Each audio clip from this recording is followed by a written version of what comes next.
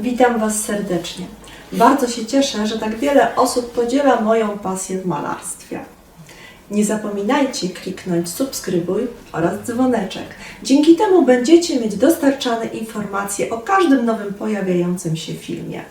Jeśli natomiast chcecie zostać moim patronem, będziecie dostawać często nowe filmy dotyczące szkolenia z malarstwa. Wystarczy rozwinąć opis na dole. Witam Was, moi drodzy, serdecznie. Dzisiaj będziemy w dalszym ciągu pracować nad naszym obrazem, nad przedstawieniem figuralnym, gdzie pojawia się młoda dziewczyna, która prawdopodobnie mieszka w wiosce obok, ponieważ malujemy piękną, letnią, polską wieś. Czyli przedstawienie zarówno figuralne, mamy do czynienia z wodą, z niebem. Film trwa dosyć długo, ponieważ praca była naprawdę malowana tym razem naprawdę długi czas. Myślę, że Wam może to nawet więcej zająć. Można ją podzielić na wiele etapów. Ja podzieliłam cały film tego obrazu na dwie części i dzisiaj właśnie pokazujemy drugą część. W drugiej części nadal będziemy pracować zarówno nad laserunkami, ale również pokażę Wam tutaj przecierki, w jaki sposób wykończyć pracę, w jaki sposób namalować na pierwszym planie kwiaty, które będą dosyć realistyczne, jak połączyć ze sobą kolory, jak wprowadzić relatywizm barwny. Także dzisiaj bardzo dużo ciekawych, ważnych również od strony technicznej dla Was informacji. Dziękuję Wam za uwagę. Zapraszam do malowania i oczywiście do oglądania kolejnych filmów.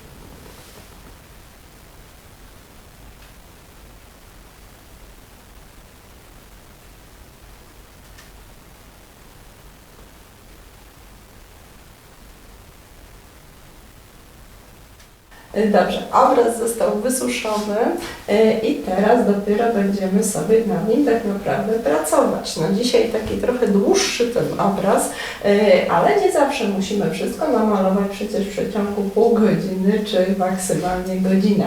Czasami nad obrazem trzeba popracować dłużej, szczególnie jeśli znajduje się na nim sporo elementów, a między innymi takie postaci, które są takie wymagające dosyć, szczególnie gdzie znajduje się jeszcze woda, gdzie znajdują się drzewa, zabudowania, niebo. Mamy tutaj naprawdę i elementy architektury, więc wszystko zgromadzone w jednym obrazie.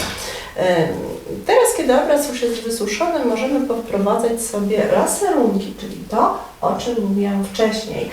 Takie laserunki to są bardzo przezroczyste, cienkie warstwy, które podprowadzają nam na przykład bardzo ładne cienie w wielu miejscach i pokażą dzięki temu głębie, poparcie. Na przykład rozrobiona taka ciemna farba, czyli coś pomiędzy czernią a ciemną zielenią, z taką dużą ilością wody, może nam teraz wprowadzić na przykład ładne odcienie tutaj w stronę zieleni, czyli tam, gdzie chcielibyśmy przyciemnić, możemy sobie właśnie takim laserunkiem delikatnie przejechać i popatrzcie, co się dzieje. Pojawiają się naturalne natychmiast głębie, natomiast to, co jest pod spodem, wcale nam nie znika, bo warstwa jest tak przezroczysta, że nie zabija nam tego koloru, ale tylko delikatnie wprowadza zmiany i przyciemnienia. Jeżeli się okaże, że gdzieś jest za ciemno, to ta warstwa jest tak cienka, że bardzo łatwo jest ją zmyć po prostu samą wodą. Bierzemy wówczas pędzel z wodą, delikatnie przecieramy sobie ściereczką i po prostu ściągamy nadmiar, na przykład zbyt ciemnego koloru. Taka głębia jest bardzo przydatna podczas różnego rodzaju wprowadzania chociażby korekt właśnie w obrazach, kiedy chcemy, żeby coś wyglądało lepiej, żeby coś zostało połączone powiedzmy z innymi elementami w sposób łagodniejszy. Wówczas na takiej właśnie suchej warstwie możemy bardzo ładnie pracować, pamiętajcie, laserunkami. Laserunki powinny być używane z farbami, które nie mają mocnego krycia. Co to oznacza? Tam, gdzie generalnie nie ma bieli, jest możliwość położenia takiej transparentnej warstwy, czyli takiej półprzezroczystej, a to daje nam właśnie doskonałą pracę laserunkową. Tam, gdzie jest sporo bieli jako dodatek w farbie, będzie oczywiście znacznie mocniejsze to krycie i wtedy nie uzyskamy już takich efektów. Możemy sobie również jeszcze delikatnie, na przykład poparcie, popracować w ten sposób nad drzewami. Mam tutaj taki właśnie pędzelek leciutko zaokrąglony i wprowadzając taką bardzo cieniuteńką warstewkę również uzyskuję takie bardzo delikatne, drobne elementy jeszcze tapowania. Bardzo szczegółowe zresztą i tak efektownie wyglądające. Więc mogę sobie popracować w taki sposób, popracować w podobny sposób właśnie jeszcze tutaj, gdzieś zobaczcie nad tymi drzeweczkami z tyłu.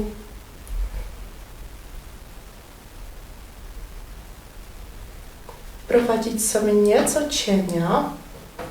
I tutaj zobaczcie, jaki ten cień może być bardzo łagodny, właśnie laserunkowy.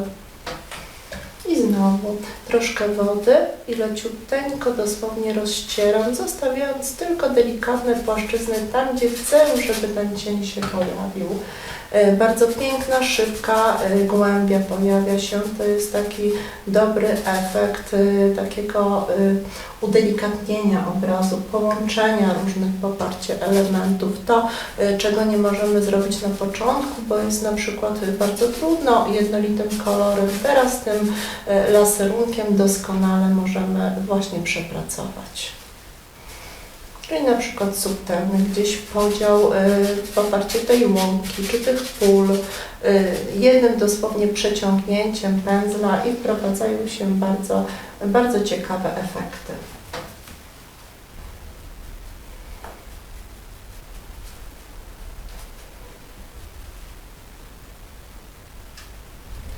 Laserunek jest tutaj bardzo wygodny podczas malowania farbami akrylowymi, bo warunek jest oczywiście jeden, jak zwykle podstawowy. Wszystko musi być już wysuszone, a farbę akrylową możemy po prostu bardzo szybko suszarką wysuszyć całą warstwę i możemy sobie pracować już dowolnie laserunkami czy innymi technikami wymagającymi suchych powierzchni.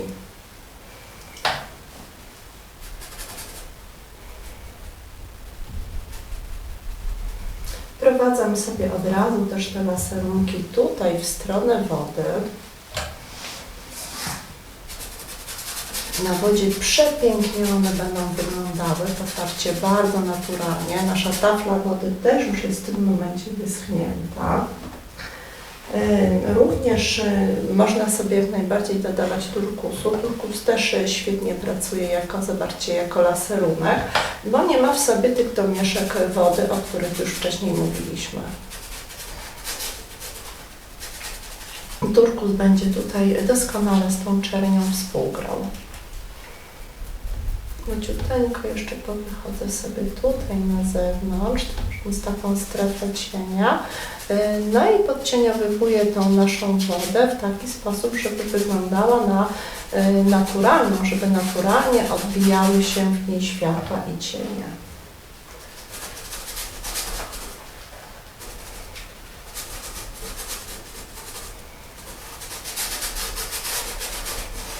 Cały czas pracuję, zobaczcie ten pędzlem takim lekko półzaokrąglonym. On mi daje takie bardzo tutaj obłe, łagodne wykończenia samych krawędzi. I ta woda teraz zaczyna już, popatrzcie, rzeczywiście wyglądać coraz lepiej, coraz bardziej naturalnie. To wszystko dzięki właśnie tym laserunkom, no i dzięki temu, że wszystko już zostało ładnie wysuszone wcześniej.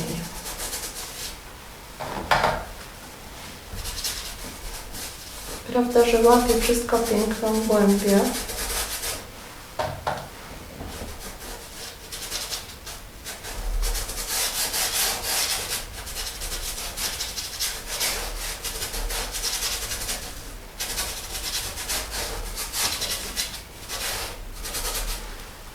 Zazwyczaj podczas takiego szybkiego malarstwa, które Wam pokazuję, nie mam czasu ani możliwości na wprowadzanie właśnie laserunków. Tym razem podczas tej nieco dłuższej pracy chciałam się skupić na takich bardzo wartościowych uwagach technicznych dla Was, ponieważ Wy macie znacznie więcej oczywiście czasu w domu i możecie dosyć długo pracować nad każdym obrazem, który ja pokazuję i zawsze pamiętajcie, możecie przesuszyć sobie taką pracę i na spokojnie, dowolnie właśnie popoprawiać się laserunkiem, który na pewno uatrakcyjni jej wygląd.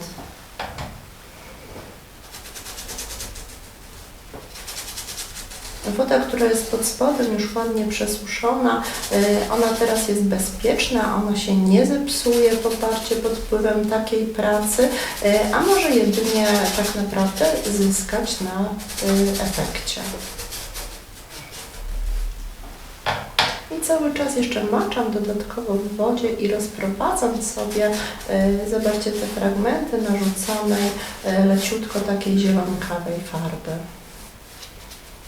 Tworzą mi się bardzo sympatyczne tutaj takie naturalne fale z odbiciami.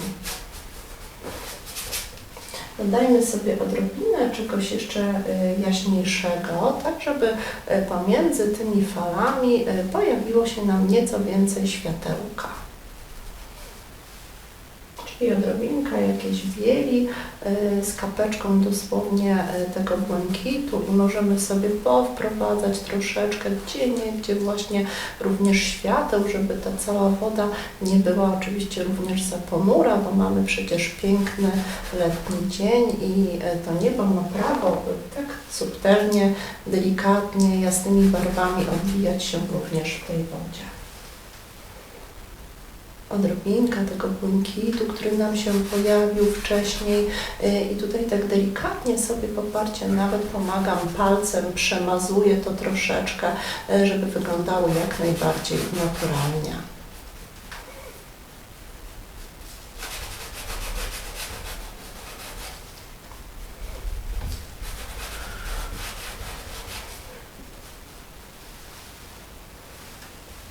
Widzicie teraz, jaka jest wielka różnica pomiędzy tymi elementami, które zostały przepracowane właśnie techniką laserunku.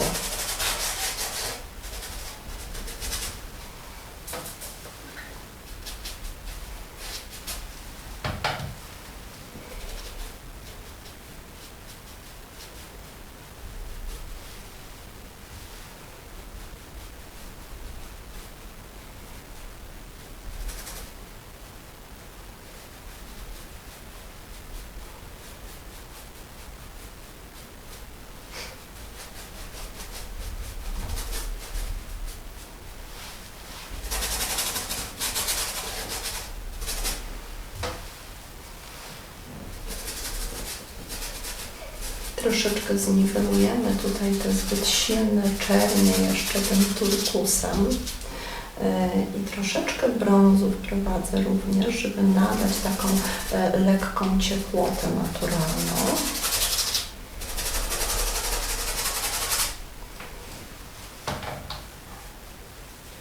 Dobrze, i teraz takim ciemnym jeszcze brązem, popatrzcie, to wprowadzam tutaj również odrobinę laserunku.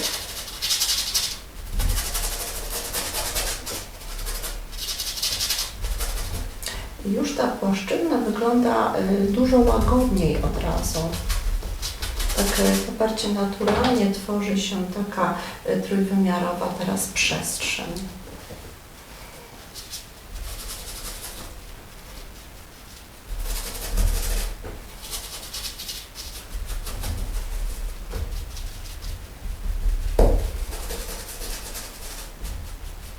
I dopiero z tego trójwymiaru pojawią się namalowane za chwilę takie już bardziej szczegółowe trawy i będziemy sobie mogli również troszeczkę popracować szpachelką, która daje nam możliwość pokazania takich cieniuteńkich trawek.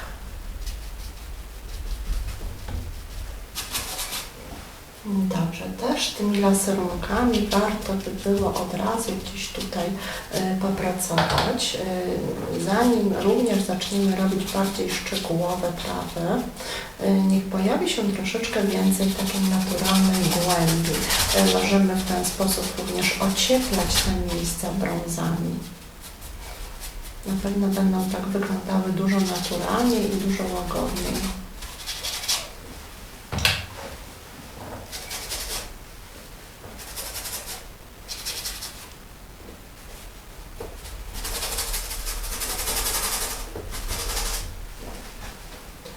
No i jeszcze dodam tutaj odrobinę jednak tych świateł, takich nieco mocniejszych na naszej wodzie. I te światła niech sobie nawet delikatnie tutaj wchodzą pomiędzy te trawki.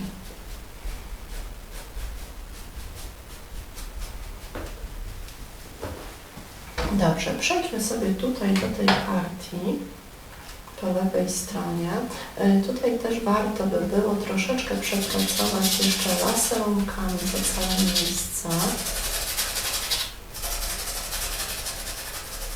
Wówczas te trawy będą bardziej łączyły się tutaj przy tej żółtej płaszczyźnie.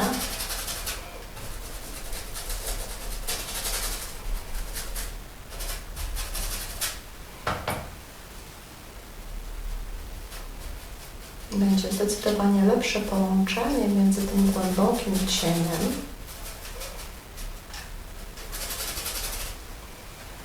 a tam, gdzie chcemy oczywiście, żeby było znacznie jaśniej, zawsze możemy dołożyć jaśniejszy kolor, zaretuszować niektóre poparcie płaszczyzny.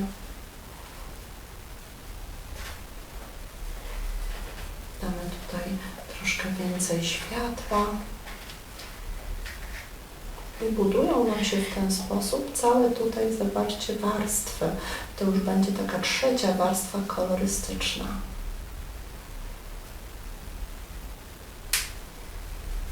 W ten sposób obraz nabiera tak naprawdę głębi.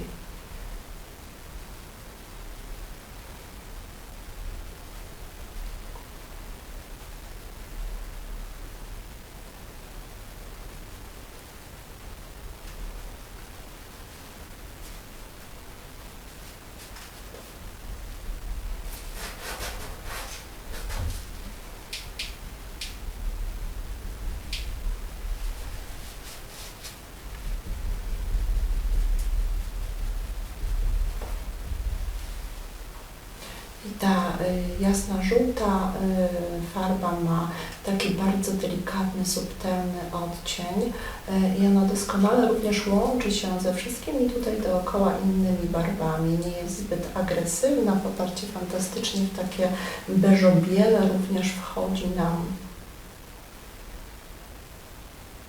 Oczywiście możecie sobie wykonać taki kolor z jasnej cytrynowej żółci, z bieli. Można bardzo delikatnie dodać ewentualnie odrobinkę czerni na samo przełamanie. Ale to są dosłownie takie minimalne ilości.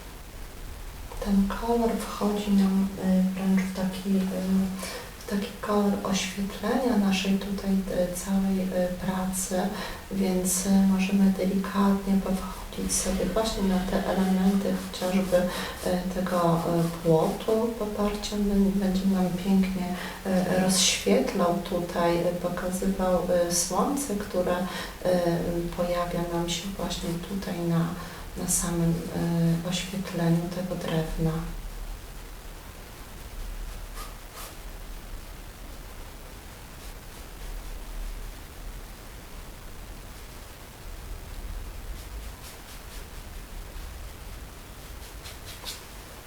Dobrze, wejdźmy sobie również w odrobinkę takiej jasnej, lekko przełamanej beżem zieleni. Niech ona się tutaj gdzieś już na dole zacznie nam leciutko świecić, tam gdzie to słońce rzeczywiście mocno działa. Tutaj zrobimy podkład pod takie polne kwiaty. Od brzegu na pewno będzie nieco jaśniej troszeczkę wśród tutaj traw. Więc też od razu możemy poprowadzić sobie poparcie troszeczkę takich delikatnych rozjaśnień. Tutaj przepracujemy sobie również tą ścieżkę już troszeczkę bardziej szczegółowo. Pokażemy wyciągnięte do góry już gdzieś rośliny, właśnie te drobne elementy zielone, trawek, kwiatów.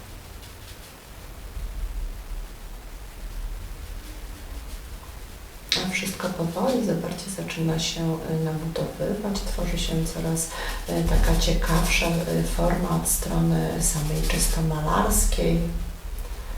No ale to wymaga oczywiście trochę więcej od nas uwagi, czasu, zastosowania różnorodnych technik oczywiście.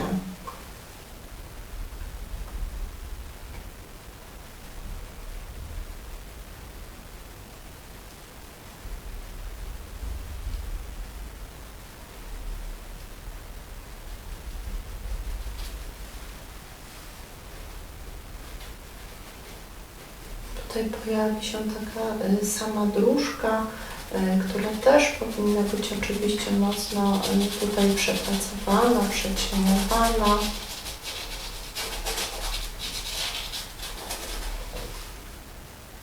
Tutaj pod stopami dziewczyny już idzie cień. Czyli musimy troszeczkę przepracować sobie tutaj również tych zieleni, połamać je, tak żeby wprowadzić już to lekkie takie zacienienie.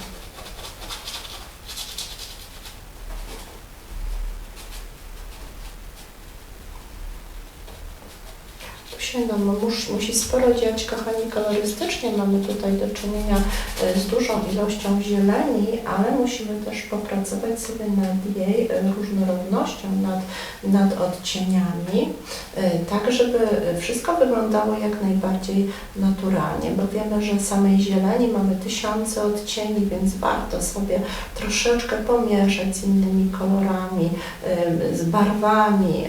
Dobrze jest korzystać z palety, którą cały czas mamy przed sobą, gdzie tworzymy różnorodne barwy.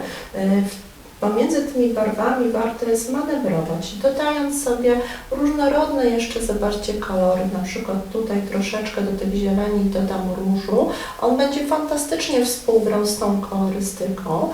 To, co pojawiło się troszkę na niebie, gdzieś na wodzie, również ma prawo pojawić się nam na przykład na takiej dróżce chociażby, czy w kwiatach.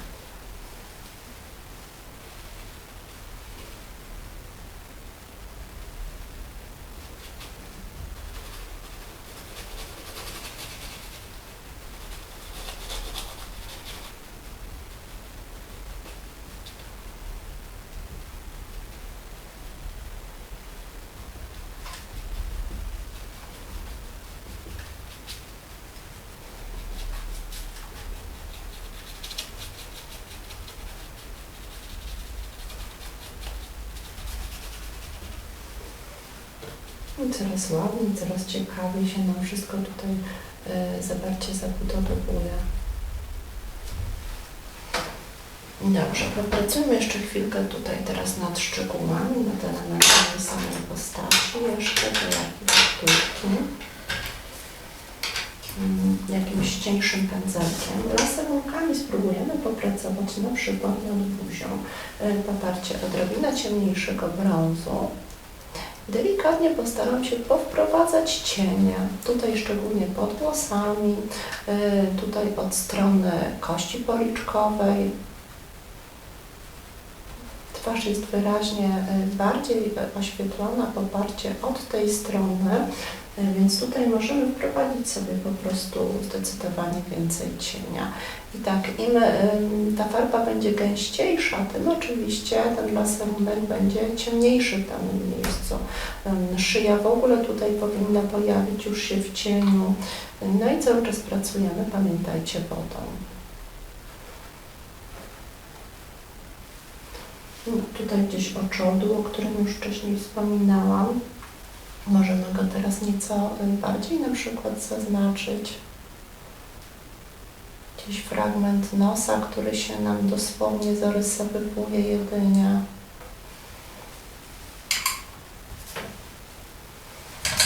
Myjemy pędzelek, przecieramy.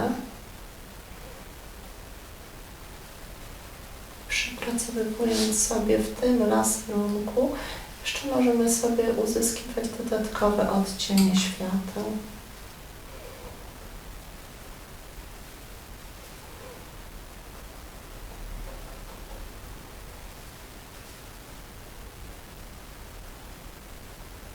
W ten sposób przepracowana twarz na pewno będzie wyglądała znacznie naturalniej niż jednolicie po prostu pokolorowana.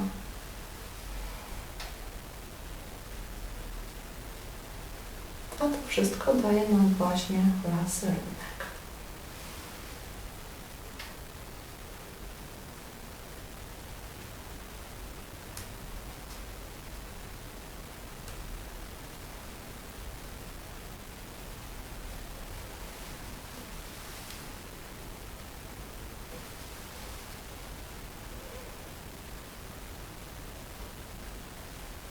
Tutaj nieco, kochani, rozjaśnimy sobie.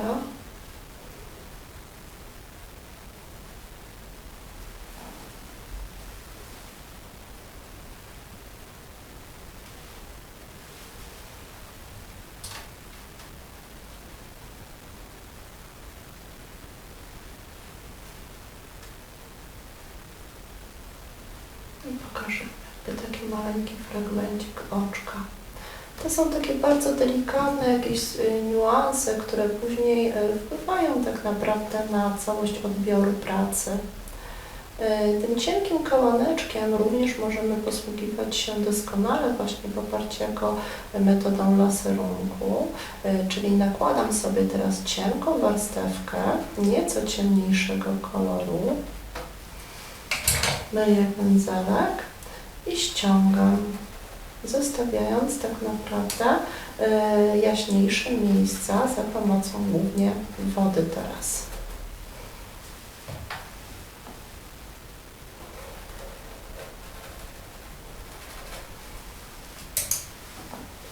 Dołożę sobie nieco tym kałamkiem teraz jaśniejszych kilka pasemek.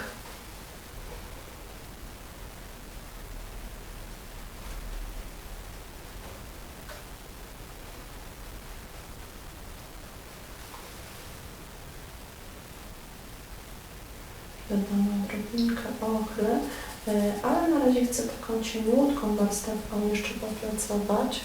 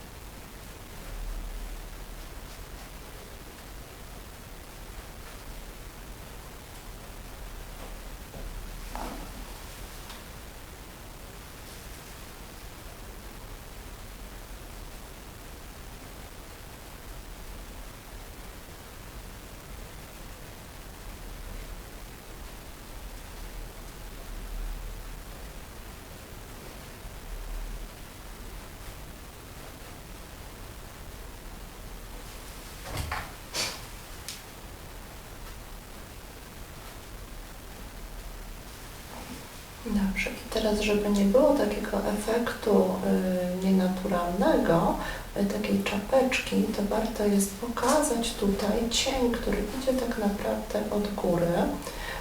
Główka jest okrągła, więc włosy tak naprawdę rozświetlają się w miejscu wypukłości najbardziej. Więc powinny nam się tak naprawdę na tym poziomie najbardziej rozświetlić.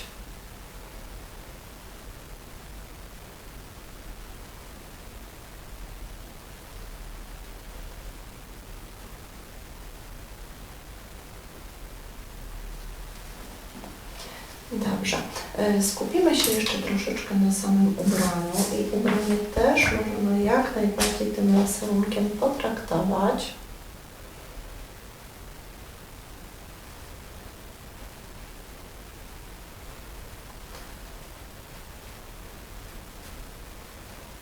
Pokażemy nieco więcej szczegółów.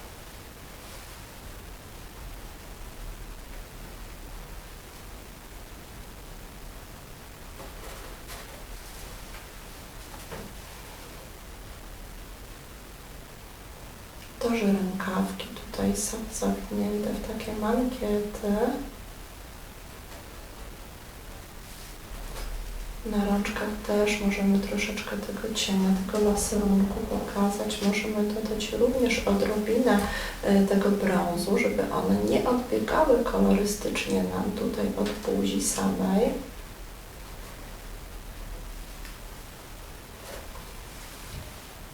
Natomiast samo ubranie przepracujemy sobie odrobiną turkusu z czernią.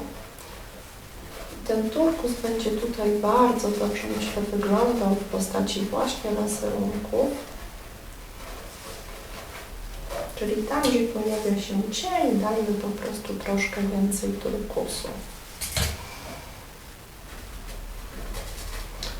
Fartuszek miał być zielony, więc wprowadzę również tutaj odrobinę tego koloru więcej.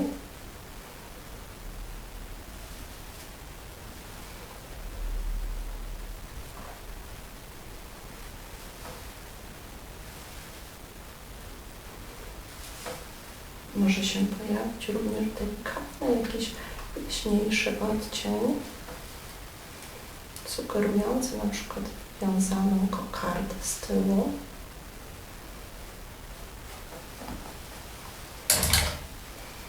I wróćmy jeszcze troszeczkę do samego pocieniowania.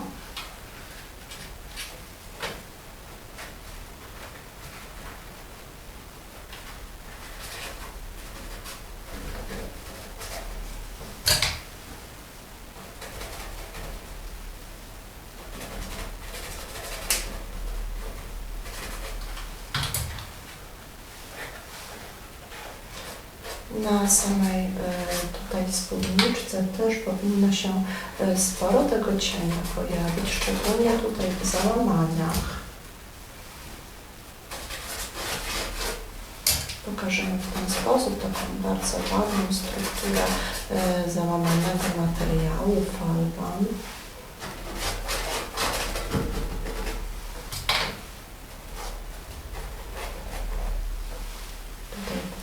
Zdecydowanie gdzieś ciemniej.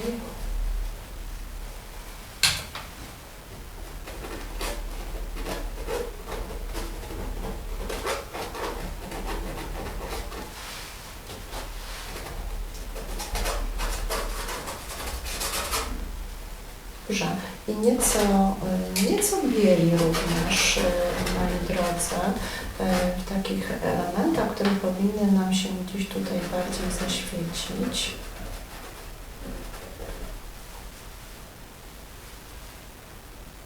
Biel możemy sobie już po prostu wprowadzić nieco troszkę taką mocniejszą na nasz kałanek, bez dużej ilości wody, tak żeby ona miała tutaj rzeczywiście szansę zabłysnąć.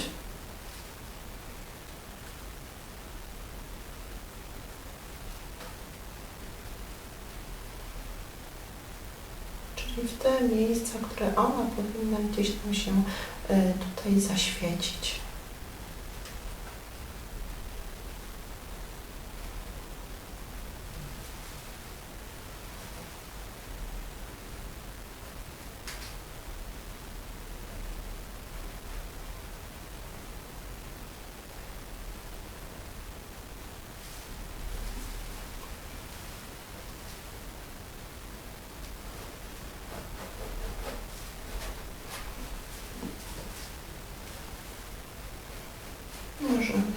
ten sposób, pociągając tak delikatnie, pokazać już rzeczywiście tą strukturę lejącego się tutaj materiału, układającego się w takie fałdy.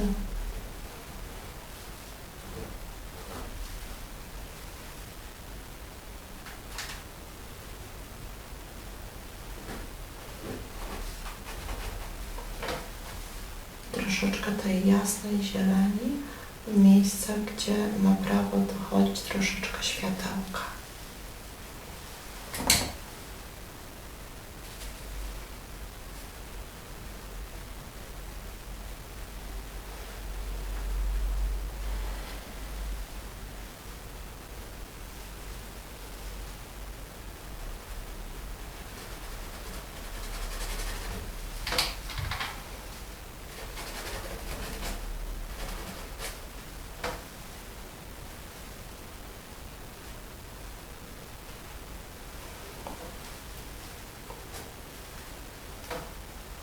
No dobrze.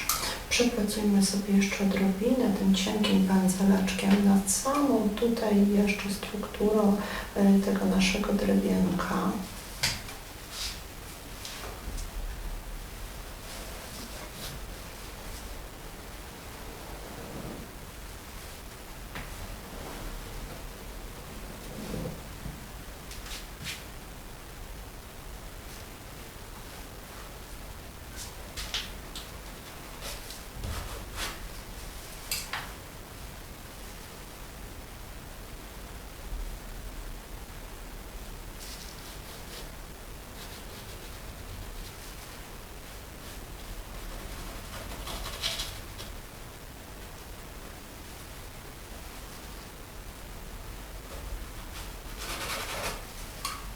Troszeczkę wprowadzimy laserunków z brązem, leciutko ocieplimy w ten sposób tutaj jeszcze dodatkowo to drewno.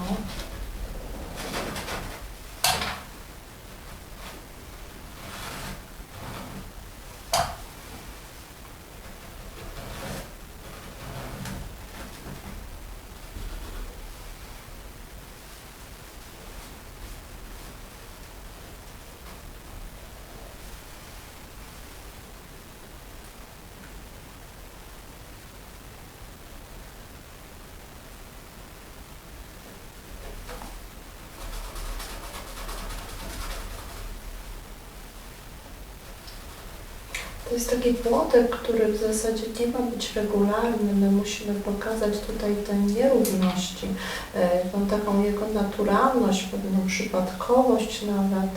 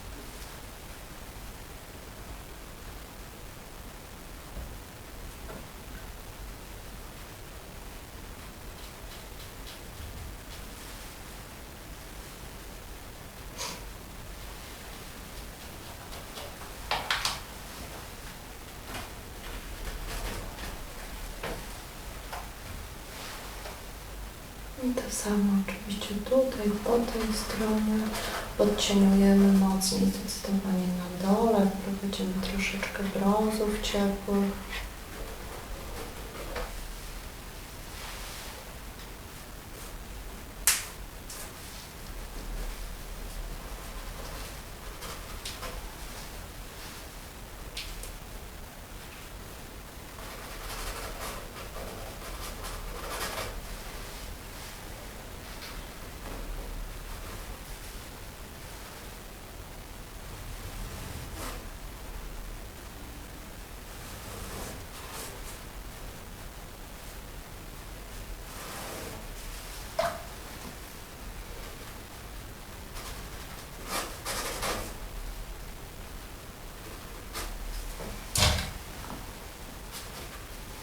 Sporo wody, odrobinę jeszcze tego brązu.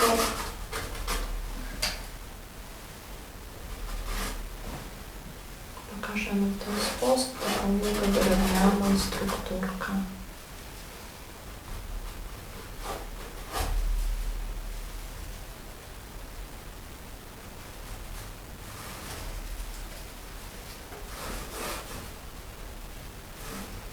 To muszą być słoje, musi być taka nieregularność tej formy.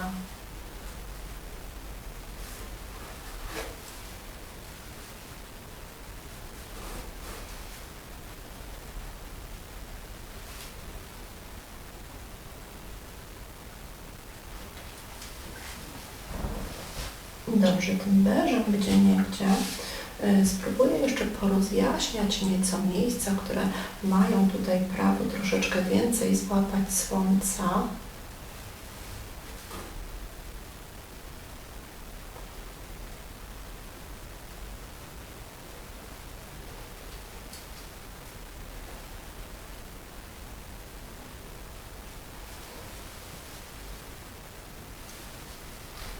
Gdzieś tutaj pod góry te fragmenty.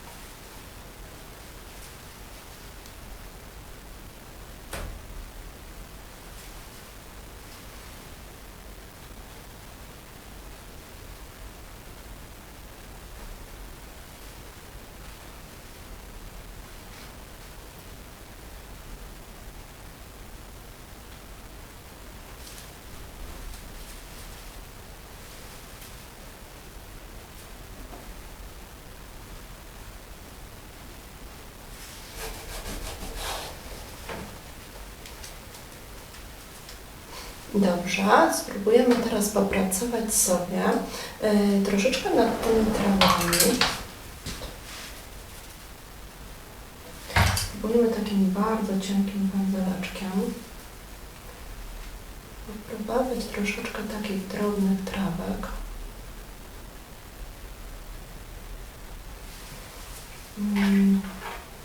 Może takim pędzlem wachlarzykowym spróbujemy tam daleko to zrobić. Zobaczcie, też spróbujmy taką cienką warstwą rzadkiej farby. Zobaczymy różnicę. No jest zdecydowana, kochani, różnica. Popatrzcie, ten pędzel po wprowadzeniu farby tworzy nam bardzo cienkie włoski, więc dobrze będzie nim tutaj popracować. Możemy go od razu sobie tak wyginać, troszeczkę bokiem pracować, takimi półłukami. No i rzeczywiście, popatrzcie, wychodzi nam fantastyczna, bardzo cienka trawka. Będzie doskonale tutaj wyglądała wzdłuż całego brzegu. I myślę, że ten pędzel tutaj zrobi naprawdę nam dużo dobrej pracy. Możemy sobie również powprowadzać takie trawy gdzieś na tej wysokości, cały czas używając dużej ilości wody.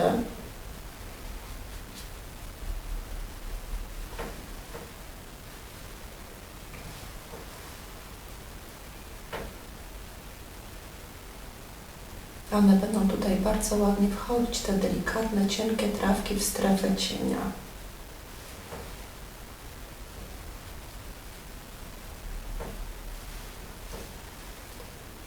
To samo gdzieś tutaj po tej stronie.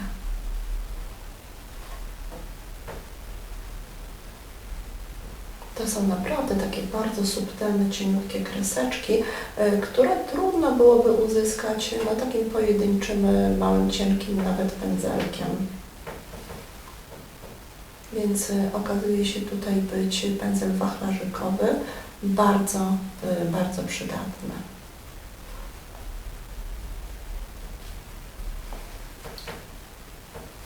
Sporo jednak wody. Ta farba musi być mocno rozrzedzona, żeby ten efekt tutaj uzyskać. I zobaczcie, wszystkie te drobniutkie elementy bardzo szybko i bardzo efektownie pojawiają nam się, jak te cienkie, właśnie drobne traweczki. A one tutaj przecież są bardzo, bardzo wskazane.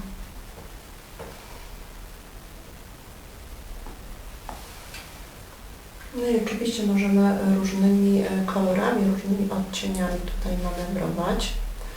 Zobaczcie, jaśniejsze, oczywiście więcej zieleni możemy powprowadzać.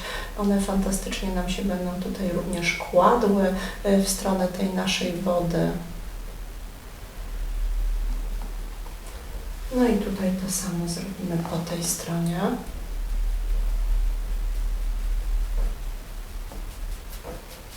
Tu, gdzie nabudowaliśmy sobie wcześniej ten ląd, teraz przy brzegu już pojawiają się bardziej szczegółowe trawy.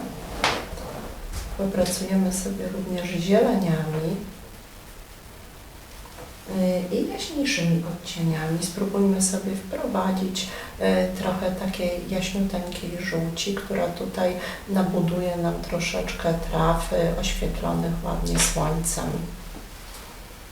Też maczam sobie pędzel, pobieram jasną żółć i troszeczkę ochry.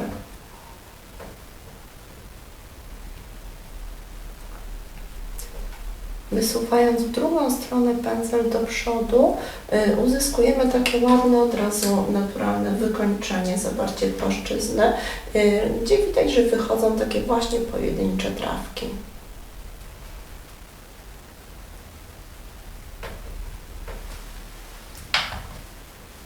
I więcej teraz brązu z ochrą.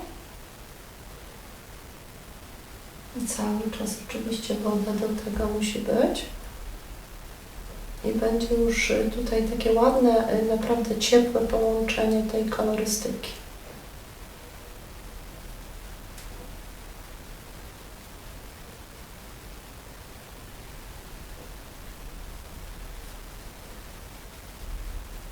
No i teraz trochę zieleni. Może być na razie jeszcze ta zgniła zieleń połączona z jasną. Ona będzie taka, zobaczcie, bardzo tutaj subtelna.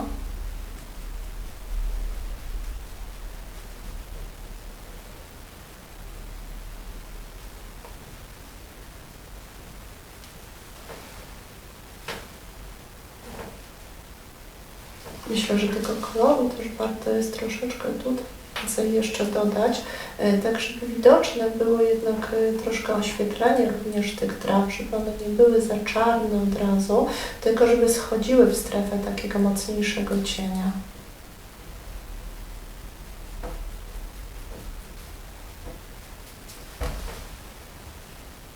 Teraz ciemna zieleń z czernią, ponieważ tutaj na dole pojawia nam się już mocniejszy cień i musi też pojawić się ten kontrast.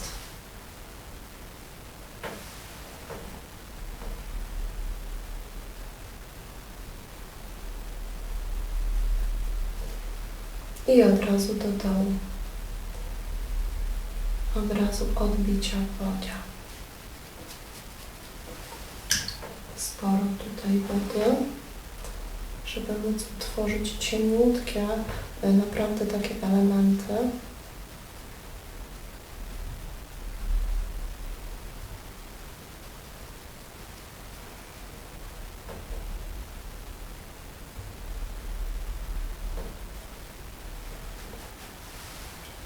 Dobrze, i teraz takim też ciemnym kolorem, czernią z zielenią podprowadzam tutaj drobne trawy. Sporo wody, to jest ta nasza główna, pamiętajcie, zasada.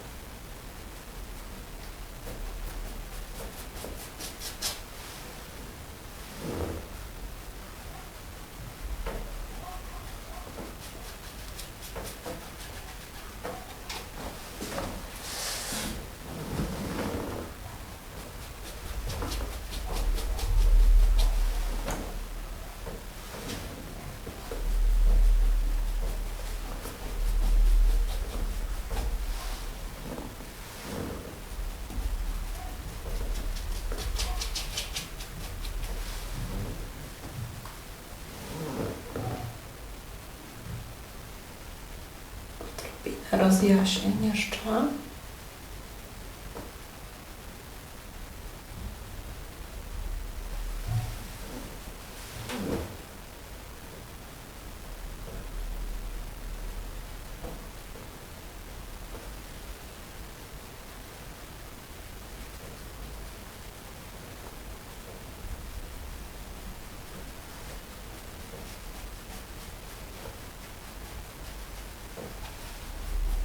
Dobrze, i troszeczkę jeszcze trawek tutaj jaśniejszych, tak żeby one wychodziły tutaj na sam ten płot. Z tej strony one będą delikatnie oświetlone.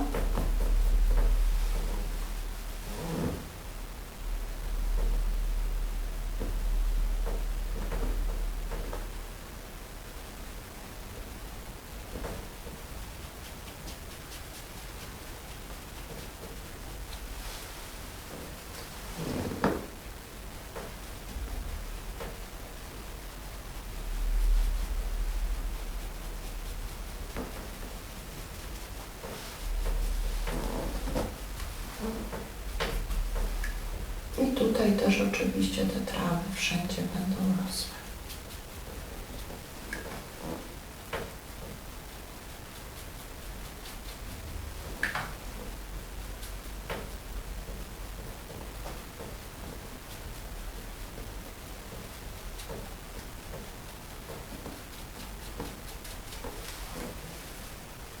I należy oczywiście urozmaicać je w kolorze, tak aby nie były tylko bardzo ciemne. W niektórych miejscach zawsze będzie gdzieś tam padało słońce.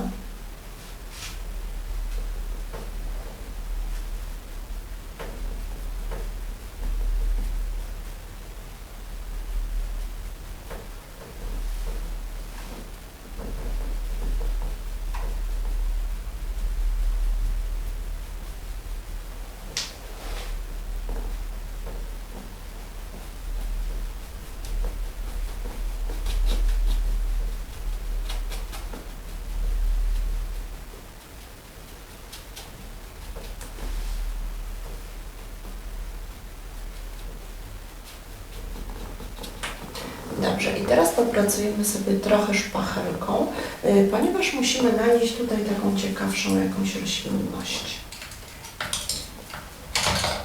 Weźmiemy sobie tym razem tą mniejszą szpachelkę i ponarzucam tutaj troszeczkę innych struktur niż dotychczas, tak żeby było jakieś urozmaicenie teraz. Troszeczkę takich mocniejszych listków, gdzieś głębszych.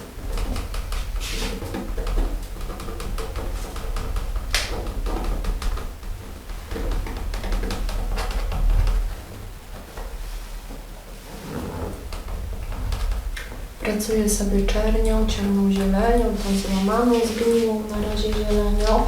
Chcę trochę wprowadzić więcej farby, aby móc w niej popracować.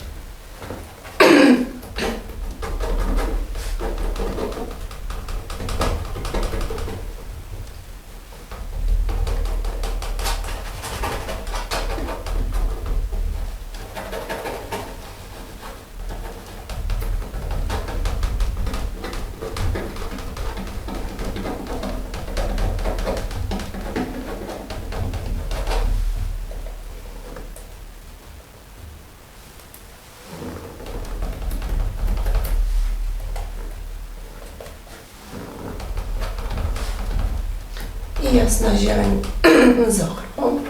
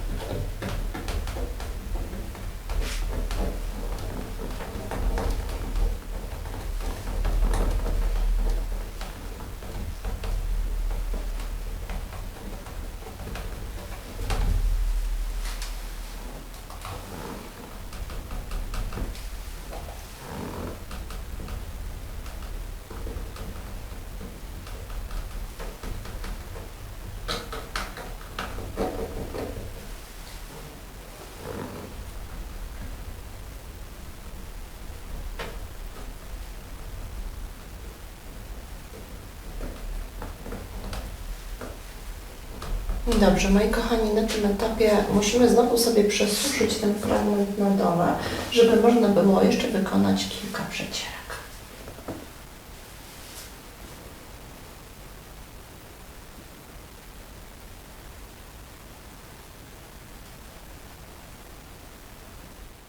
Obraz został już tutaj na dole wysuszony, te wszystkie grube warstwy szpachelkowe, poparcie już są zupełnie suche, ale zanim przejdę do przecierek, poparcie użyję jeszcze takiego bardzo cienkiego pędzelka o długim włosiu.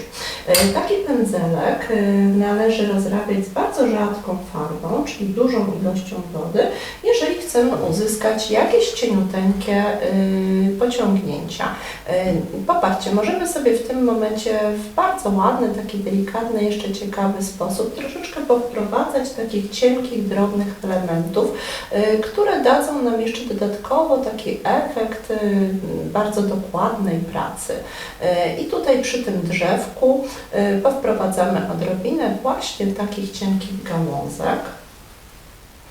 Niech one sobie nawet gdzieś poparcie wychodzą na zewnątrz, to będzie taki bardzo ładny, bardzo subtelny efekt pracy dodatkowo.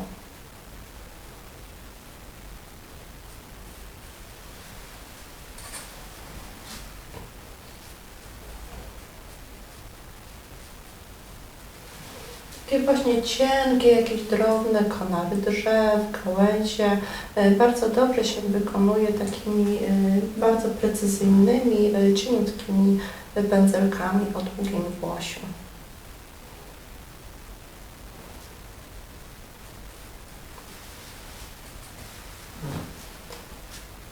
Tutaj pojawiły mi się takie dwie plamki. Popatrzcie, możemy tutaj stworzyć ptaki lecące. Również to będzie bardzo ładnie, efektownie wyglądało. Dodam jeszcze gdzieś.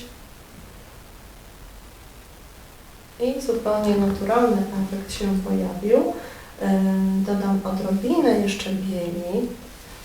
Musi być jej bardzo mało na takim pędzelku, jeśli chcę wykonywać takie cienkie, precyzyjne elementy.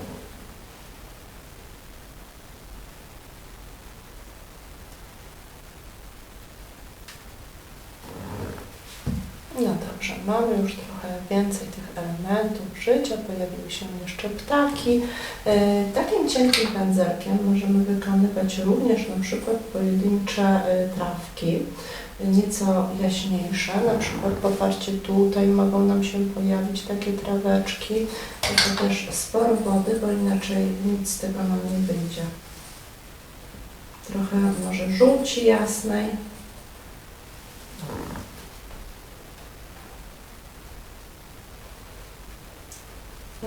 I w tym takim gąszczu ciemnym w ten sposób możemy powprowadzać takie bardzo cieniutkie, dosłownie igiełkowe kreseczki, które nam troszeczkę dodatkowo wprowadzą jeszcze więcej takiego życia, więcej światła przede wszystkim.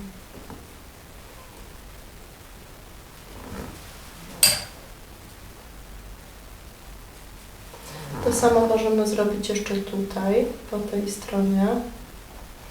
Tu jest nieco bliżej nas i tutaj w tym gąszczu tak samo niech nam się troszeczkę takich jaśniejszych elementów, również mniej regularnych pojawi.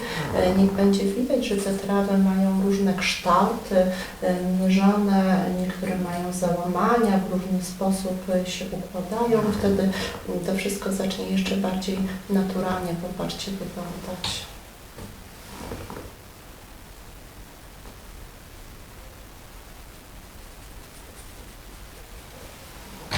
Takimi kreseczkami, bardzo już luźnymi, wprowadzając taką lekką graficzkę dosłownie, możemy pokazać lekkie takie zaburzenie, troszeczkę takiego naturalnego chaosu.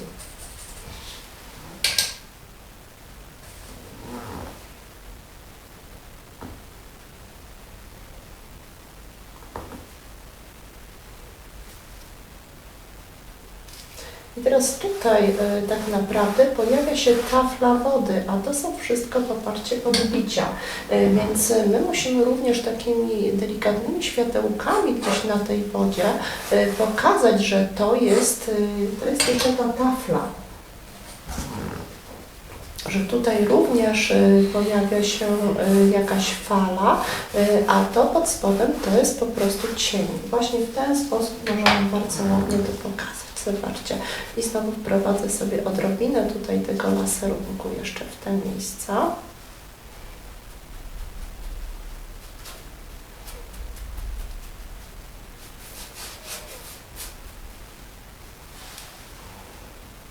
Odrobinę jeszcze tej jasnej, błękitnej farby.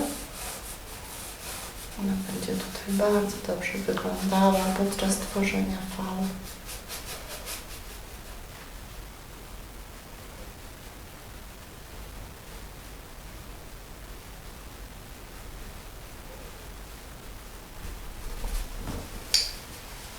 Jeszcze kilka takich dosłownie drobiazgów cieniuteńkich.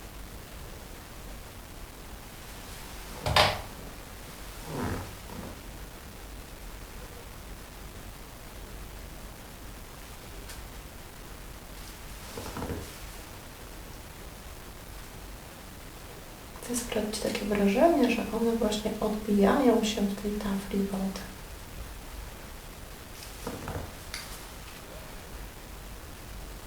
Zaczęło nam się tutaj robić znacznie bardziej ciekawiej. Tak bardziej zdecydowanie naturalnie i malarsko.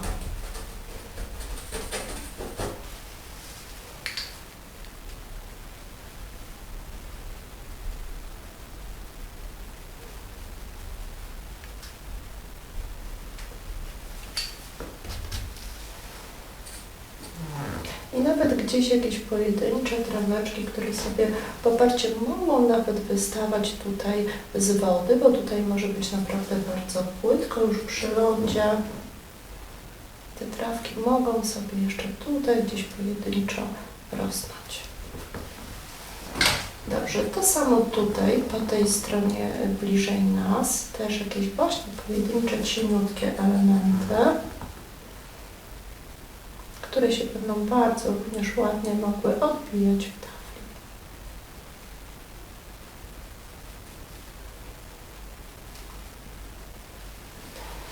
Dobrze. Przejdźmy sobie teraz do tych przecierek, o których była mowa wcześniej. I co to są przecierki? To jest coś odwrotnego do laserunku. Laserunek, jak widzieliście, to bardzo takie przezroczyste, transparentne, właściwie pokrycie farbą z dużą ilością wody, płótna, natomiast przecierka pojawia się na fakturach po to, aby ją po prostu wydobyć, więc już nie używamy wody, jeżeli już to minimalne ilości, nakładamy bardzo niewiele farby na szpędzel, zobaczcie. Pracuję teraz płaskim pędzlem celowo. Nakładając tak niewielką ilość farby, kładę pędzel zupełnie na płasko i teraz bardzo delikatnie przecierając spróbuję wydobyć strukturę. Jeżeli nakładane faktury były ciemne, no to analogicznie muszę użyć teraz jaśniejszych barw po to, żeby pokazać głębię w środku, a to, co wystaje tak naprawdę, niech mi zostanie jaśniejsze na górze. I teraz w taki sposób delikatnie oświetlę sobie tak naprawdę, wprowadzę w bardzo szybki sposób, bardzo efektowne światło i pokażę wystające grube struktury. Odrobinę różu jasnego mogę dodać do tej żółci. Wprowadzę sobie dzięki temu troszeczkę więcej jeszcze koloru.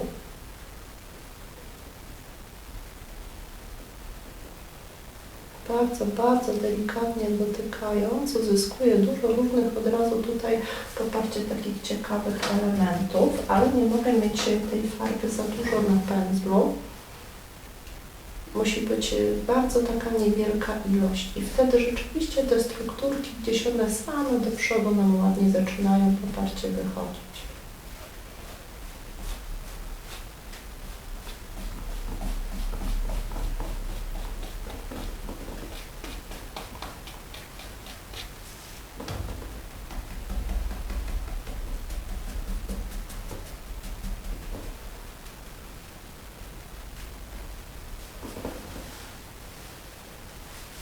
Dobrze, wprowadzę jeszcze troszeczkę tapowania.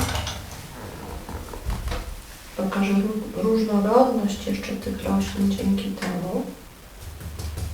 Czyli taki rozczapiżony pędzel.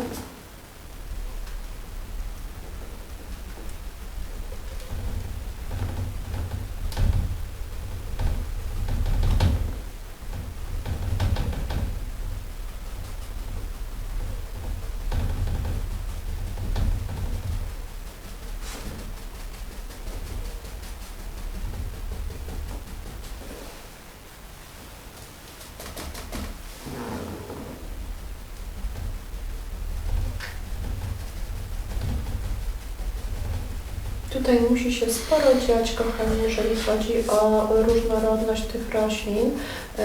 Jesteśmy przy wodzie, zobaczcie, więc zarówno pałki, jakieś trawy, rośliny wodne, ale jak najbardziej też łąka, czyli gdzieś kwiaty.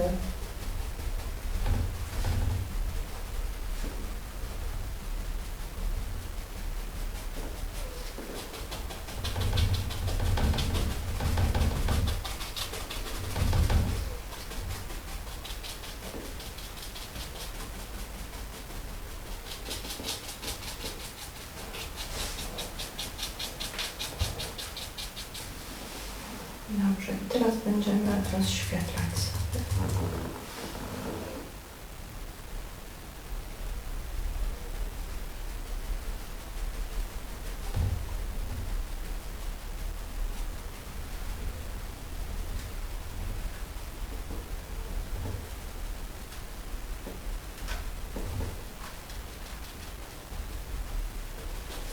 Sprawdźmy, jak się ten pędzel wachlarzykowy będzie zachowywał podczas właśnie tworzenia takiego tapowania w oparciu roślinności. Również bardzo ciekawie, bardzo delikatnie, zobaczcie, możemy dotykać płótna i pojawiają nam się też bardzo ciekawe elementy właściwie roślinne. On nam daje od razu możliwość takiego robienia łuków bardzo prostych, więc te trawy nie są proste, ale ta roślinność od razu jest taka powyginana naturalnie w różne strony.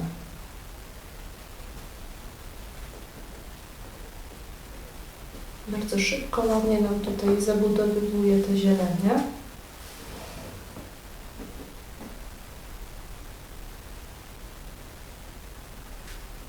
A zmieniając delikatnie kolor, od razu możemy tworzyć jakieś zupełnie nowe roślinki.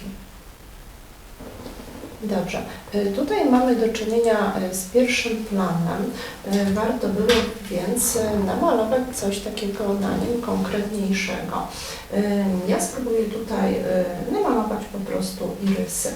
Mogę to zrobić w oparciu takim pędzlem, jakimś płaskim. Dobieram sobie dwa kolory, troszeczkę różu, odrobinę fioletu i odrobinkę bieli. To wszystko na ten jeden niewielki pędzelek.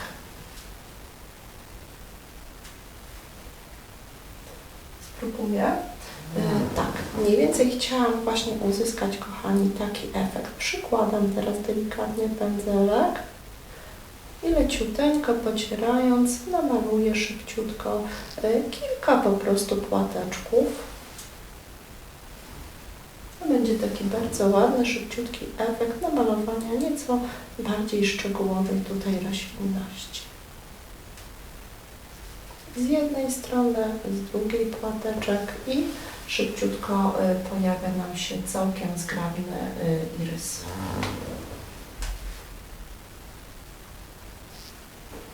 One oczywiście mogą mieć różne odcienie, różne kolory, jakie sobie w zasadzie wymyślicie.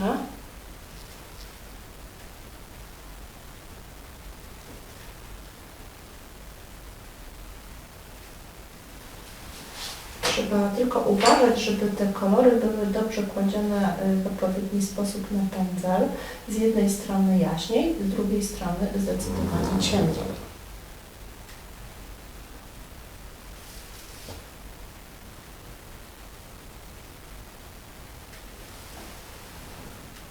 I cały czas, za każdym razem w zasadzie warto jest pobrać ten kolor, będzie na pewno zdecydowanie lepszy efekt.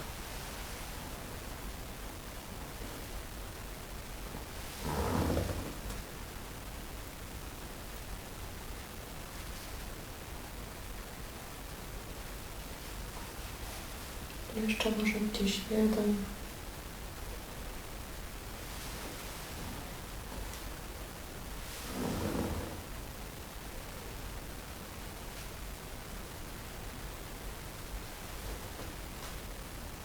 I kilka pączków naturalnych, gdzieś rosnących.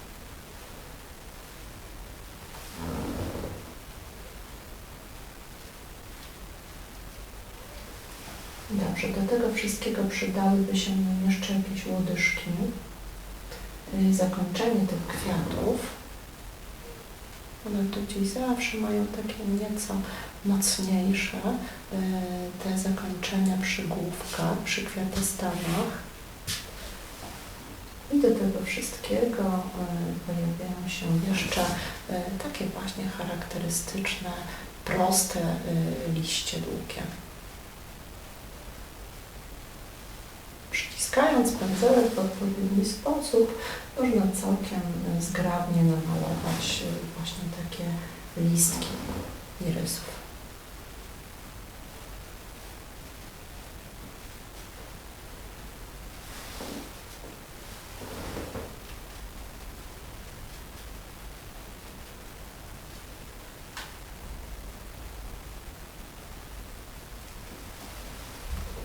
Na odrobinkę ciemniejszy środeczek.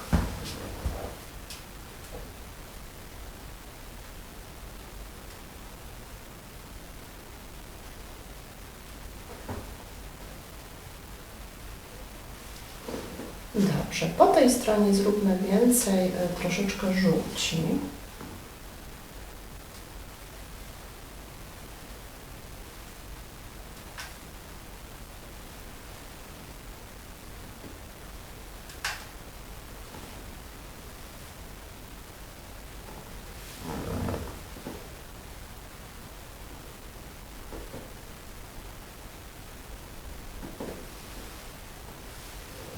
I tutaj pojawią się nam takie po prostu jakieś żółte kwiatostany.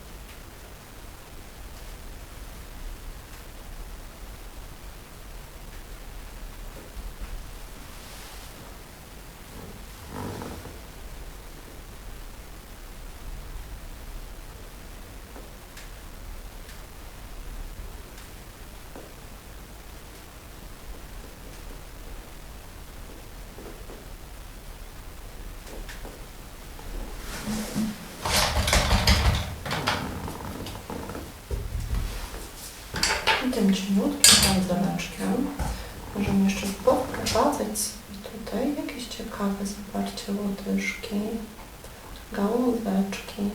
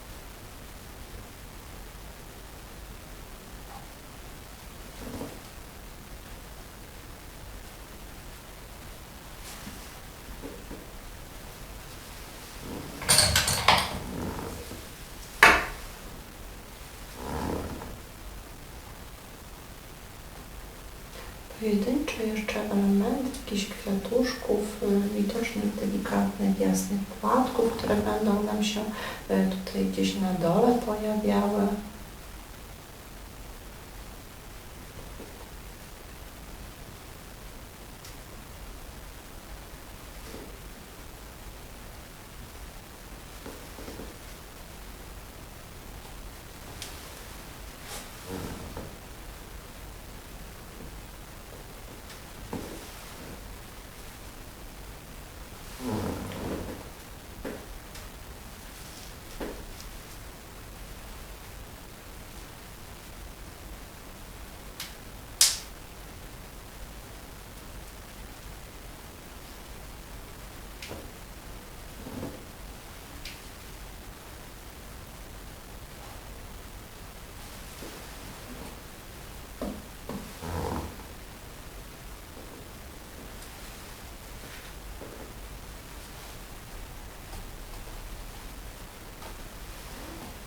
I dotykamy jeszcze cienięcie tym bladym różem.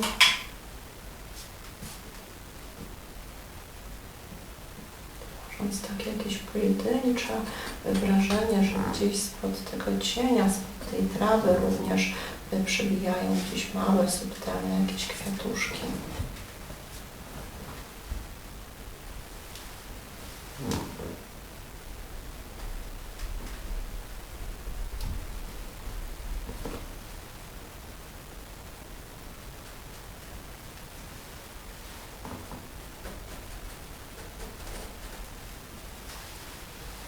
Dobrze, wróćmy jeszcze na moment tylko do dziewczyny. I jeszcze odrobinę wykorzystajmy to, że sukienka jest sucha. Chciałabym wprowadzić troszeczkę ściekła jeszcze tutaj na tę sukieneczkę, żeby nie pojawiły się tylko same te zupełnie, popatrzcie, kolory zupełnie zimne i białe, ponieważ jest takie zjawisko, o którym często już mówiłam, jak relatywizm barw. I ponieważ te inne barwy pojawiają nam się w otoczeniu, ta biel ma jak najbardziej prawo przybierać ich różnorodne jeszcze odcienie. Więc troszeczkę to wprowadzam sobie zarówno brązu właśnie, jak i odrobineczkę ochry, która mi się tutaj wszędzie pojawia. I wówczas ta sukienka będzie na pewno wyglądała bardziej naturalnie. Wprowadzimy jeszcze sobie więcej laserunku i cienia. Szczególnie tutaj, gdzieś ona stoi tyłem, więc oczywiście całe to światło pada od tej strony, od góry, więc to wszystko musi jeszcze być troszeczkę zacienione. Tutaj jest wgłębienie mocne, poparcie, idą takie fałdy, więc pokażemy sobie również laserunkami jeszcze właśnie te wgłębienia w sukni.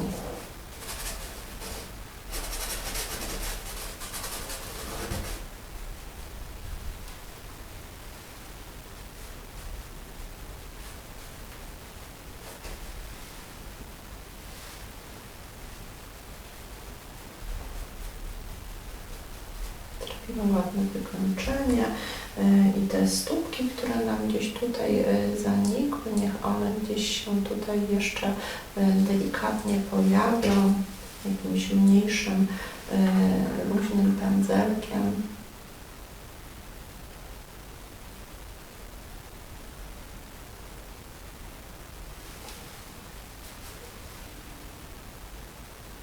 Oczywiście pada głęboki cień już.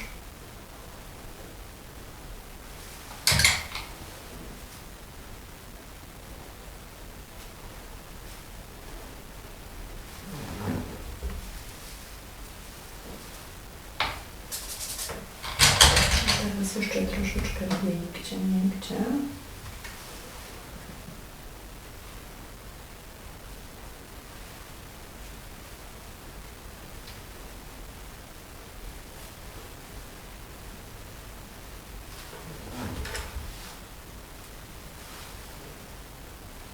Rozjaśnimy troszeczkę niektóre miejsca na fałdach, szczególnie tutaj od prawej strony, gdzie to światło jakby mocniej nieco ingeruje, ale również popatrzcie tutaj, możemy nieco wzmocnić, pokazać, że niektóre te fałdy wychodzą bardziej nam do przodu, inne sprawiają, że pojawia się cień, głębia.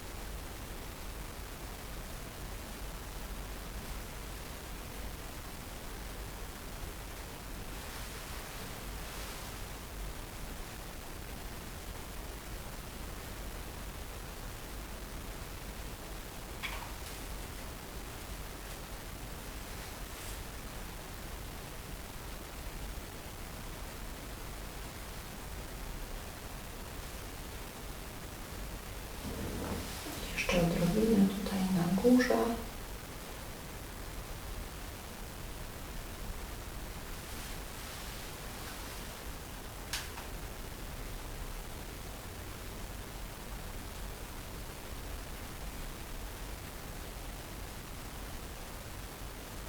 Tak, aby widać było, że te fałdy idą tutaj po prostu w tą stronę, tutaj gdzie marszczenie i dopiero pojawia się właśnie ten paseczek od wardła.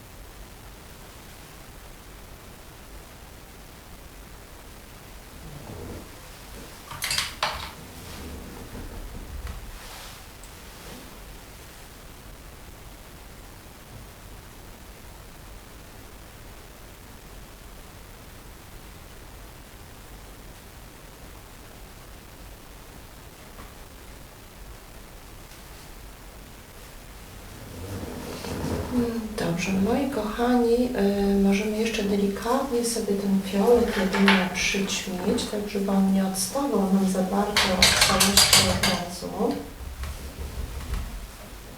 Żeby nie wyglądał tak, jakby przyklejony był, więc warto nawet, jeżeli pojawiają nam się mocniejsze kolory kwiatów, jednak delikatnie usubtelnić go i zrobimy to delikatnie, takim przezroczystym właściwie kolorkiem żółtawym z ochrą. Proszę, teraz te kwiaty będą wyglądały dalej na takie fioletowe lekko, ale już nie będą tak raziły nas drastycznie.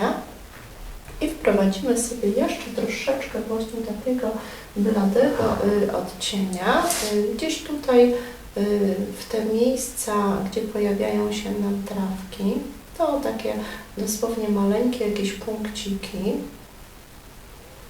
które będą świadczyły o tym, że ten kolor nie jest taki zupełnie oderwany od rzeczywistości, że nie jest zupełnie sam. Teraz one tak już dużo, zobaczcie, subtelniej będą wyglądały.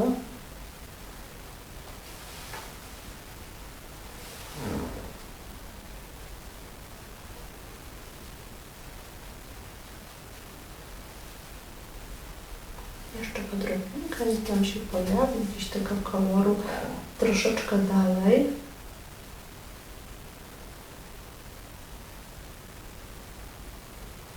jako takie dosłownie jakieś maleńkie plamki. I w tym momencie ten jego byt tutaj będzie w pełni uzasadniony. Możemy go również delikatnie na przykład narzucić na biel spódnicy, popatrzcie, jak fantastycznie on zaczyna tutaj pracować.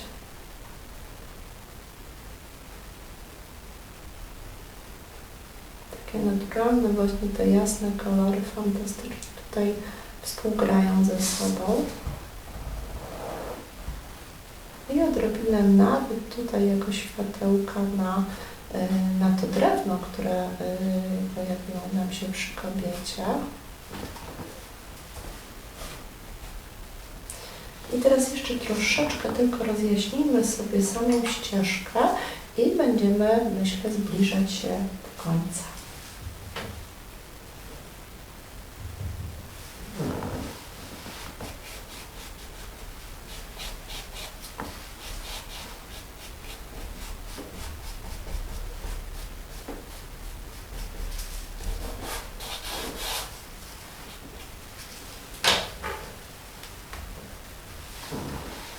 I też daj odrobinkę tego koloru jeszcze tutaj gdzieniegdzie.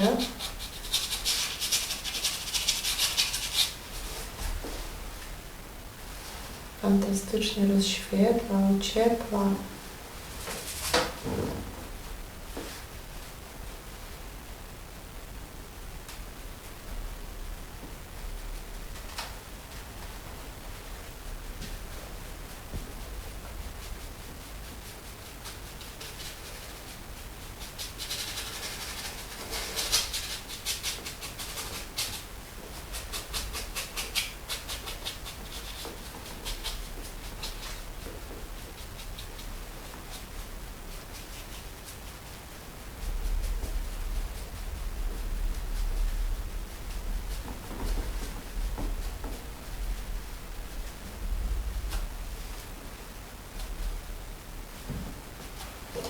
No dobrze, moi kochani.